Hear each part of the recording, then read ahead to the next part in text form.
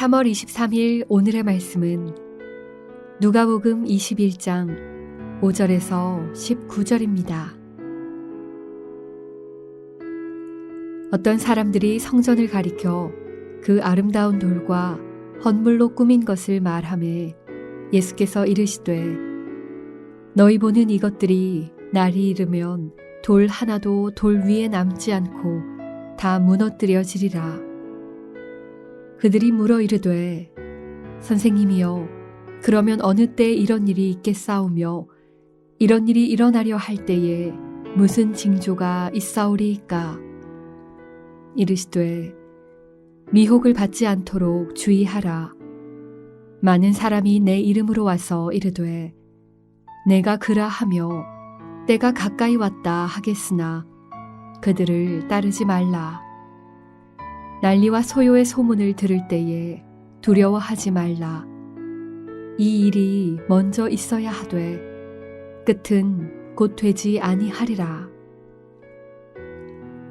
또 이르시되 민족이 민족을 나라가 나라를 대적하여 일어나겠고 곳곳에 큰 지진과 기근과 전염병이 있겠고 또 무서운 일과 하늘로부터 큰 징조들이 있으리라.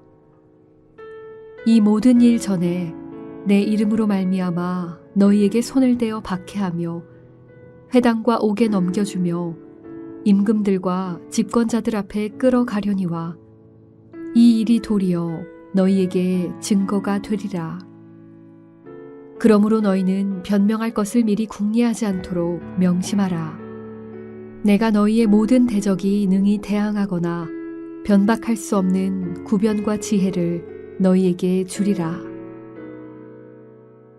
심지어 부모와 형제와 친척과 벗이 너희를 넘겨주어 너희 중에 며칠 죽이게 하겠고 또 너희가 내 이름으로 말미암아 모든 사람에게 미움을 받을 것이나 너희 머리털 하나도 상하지 아니하리라.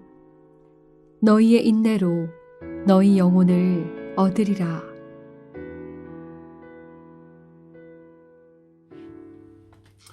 어떤 사람들이 지금 예루살렘 성전을 바라보며 감탄하고 있었습니다. 5절에 그 아름다운 돌과 헌물로 꾸민 것을 말하는 모습으로 보아 겉으로 보여지는 화려함과 웅장함에 대해서 말하고 있었던 것 같습니다. 그런데 이 성전은 솔로몬 시대에 세워진 성전이 아니었습니다. 범죄한 이스라엘 백성이 바벨론으로 포로로 잡혀갈 때 그 성전은 모두 다 불타 없어졌기 때문입니다. 비록 70년의 포로 생활을 마치고 돌아온 이스라엘 백성들이 성전을 재건했지만 그것은 솔로몬 시대의 성전보다 보잘것없었습니다.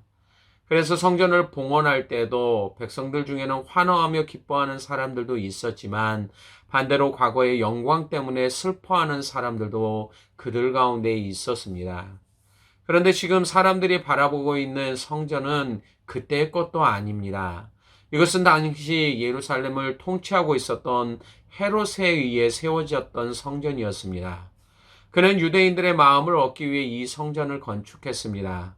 거대한 대리석을 잘 다듬었고 중요한 부분에는 금을 입히기까지 했습니다.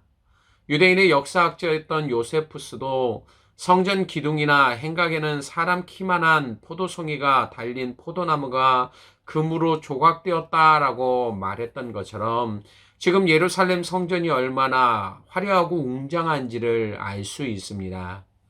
그런데 이 성전을 바라보며 감탄하고 있던 사람들을 향해 예수님이 어떻게 말씀하고 계신지를 보십시오. 6절에 너희 보는 이것들이 날이 이르면 돌 하나도 돌 위에 남지 않고 다 무너뜨려지리라. 예수님의 이 말씀은 듣는 사람들로 하여금 자신의 길을 의심하도록 만들었습니다. 그들은 과연 무너질 수 있을까라고 하는 의심에 예수님께 묻습니다. 7절에 어느 때에 이러한 일이 있겠사오며 이런 일이 일어나려 할 때에 무슨 징조가 있사오리이까? 우리는 성전을 향해 하셨던 예수님의 말씀에서 함께 생각해 볼 것이 있습니다. 예수님의 말씀은 단순히 성전을 향해서만이 아니라 세상에 존재하고 있는 모든 것들에 동일한 적용을 해 볼 수 있도록 하시기 때문입니다. 첫째는 세상에는 영원한 것이 없습니다. 세상에 존재하고 있는 것들을 보면 영원한 것이 없음을 알게 됩니다. 사람들이 자랑하는 젊음도 건강도 시간이 지나면 모두 다 시들어져 버립니다.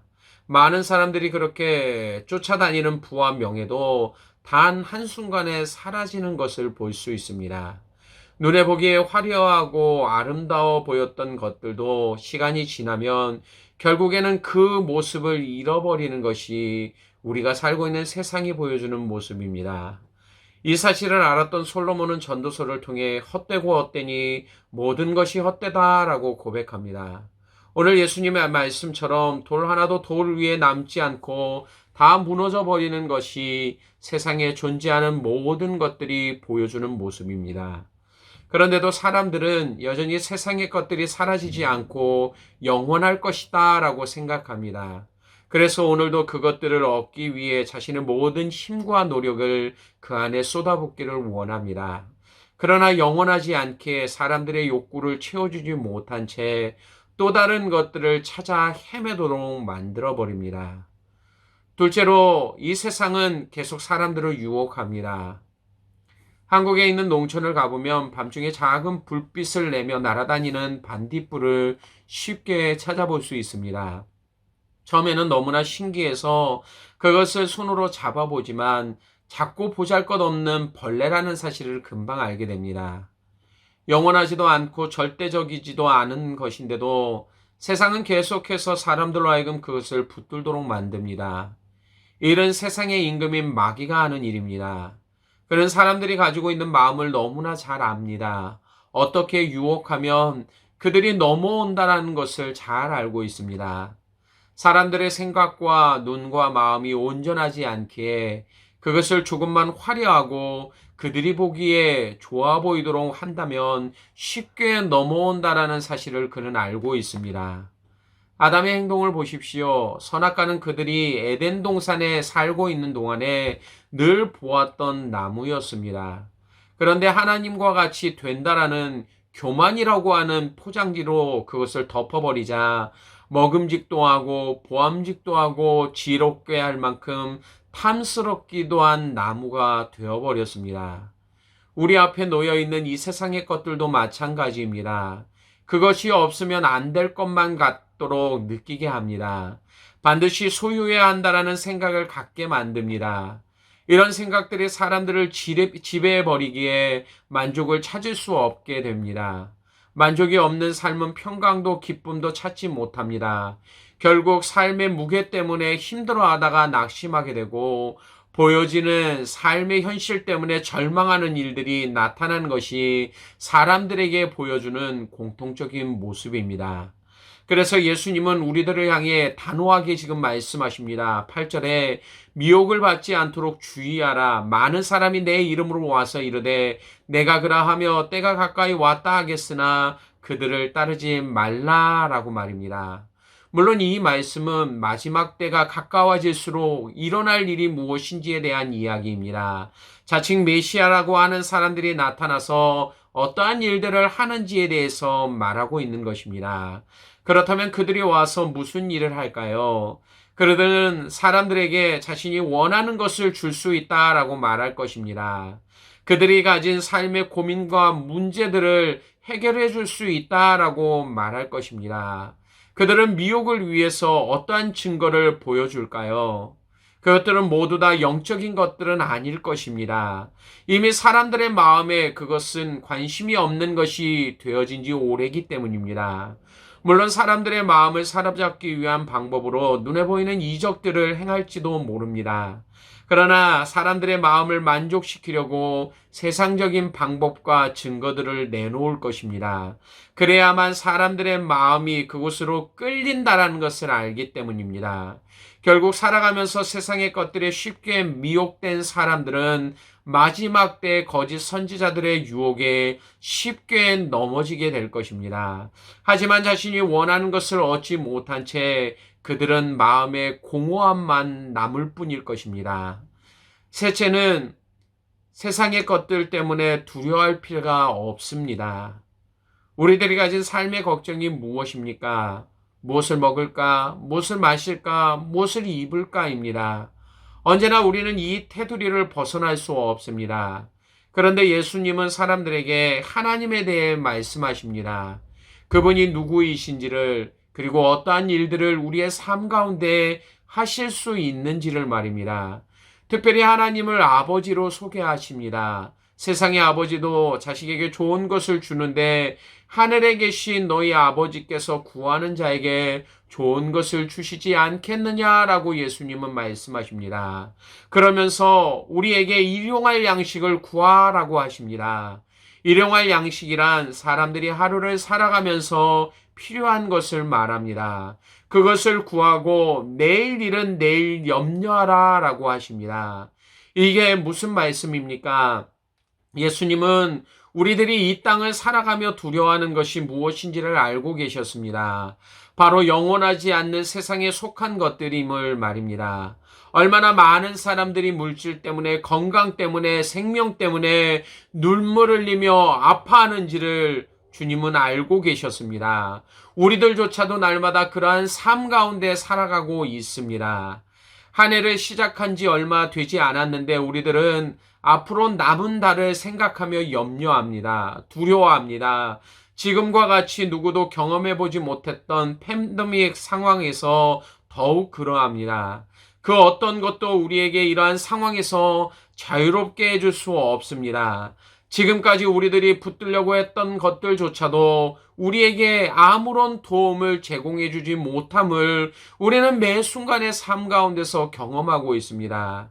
우리의 두려움을 사라지게 하실 수 있는 분은 온 땅을 다스리시는 하나님밖에 없습니다. 그분이 우리를 이러한 상황에서 회복시켜 주실 수 있는 유일한 분이시기 때문입니다. 그분만이 우리의 삶에 찾아오는 모든 두려움을 해결해 줄 수 있습니다. 그러면서 그분은 우리에게 이렇게 말씀하십니다. 이사야 41장 10절에 두려워하지 말라, 내가 너와 함께함이라. 놀라지 말라, 내가 너의 하나님이 됨이라. 내가 너를 굳세게 하리라. 참으로 너를 도와주리라. 참으로 나의 의로운 오른손으로 너를 붙들리라. 아멘. 사랑하는 베델교회 성도 여러분, 그렇다면 우리가 어떻게 해야만 합니까? 하나님 한 분만을 절대적으로 의지할 수 있는 삶이 되어져야만 합니다. 그분은 우리에게 말씀하십니다. 오늘 본문 18절에 너희 머리털 하나도 상하지 아니하리라 라고 말입니다. 또한 15절에서도 내가 너희의 모든 대적이 능히 대항하거나 변박할 수 없는 구변과 지혜를 너에게 주시겠다라고 말씀하고 계십니다. 하나님만을 절대적으로 의지하는 자들에게 주시는 삶의 결과가 이와 같음을 예수님이 지금 말씀하고 계십니다. 그러면서 성도를 향해 인내하라고 하십니다. 아무리 세상 사람들이 이것이 진리라고 붙들라고 한다고 해도 하나님이 아니라면 아무런 가치가 없기에 그 가운데 인내함으로 하나님을 바라볼 수 있어야 된다라고 말씀하십니다. 19절에서도 너희의 인내로 너희의 영혼을 얻는 방법이 무엇인지를 말씀하고 있는 것처럼 예수 그리스도를 바라보는 그 삶 가운데 인내할 때만 우리의 영혼이 복된 삶을 누리게 됨을 말하고 있는 것입니다. 이 시간 우리들이 붙들고 있는 것이 무엇인지를 살핍시다. 세상의 것들을 붙들고 있다라면 이 시간 내려놓기를 원합니다. 그 모든 것들은 영원하지 않고 결국 사라지게 됩니다. 또한 우리들이 예수님 앞에 섰을 때 우리들이 가지고 있는 그 믿음이 어떠한 것인지 그것들은 증명해 주지 못합니다. 인내로서 우리 앞에 놓인 경주를 힘있게 달립시다. 그리고 예수님을 믿는 믿음을 가지고 마지막 결승전을 통과할 수 있는 저와 여러분이 되기를 원합니다. 그것만이 우리의 영혼을 지키는 일이 됩니다. 영원한 생명을 얻을 수 있는 유일한 방법이기도 합니다. 이러한 삶이 우리 안에 있으시기를 주님의 이름으로 간절히 축원합니다. 기도하겠습니다. 아버지 하나님, 오늘도 우리에게 주신 말씀을 통하여서 하나님 한 분만이 우리의 삶의 유일한 소망이며 우리의 삶의 복임을 깨달아 알게 하심을 감사합니다. 아버지여, 이 땅에 있는 것들 결국에는 살아 없어지는 것처럼 오늘 주님이 말씀하시는 그 말씀을 바르게 깨달을 수 있게 하여 주시길 원합니다.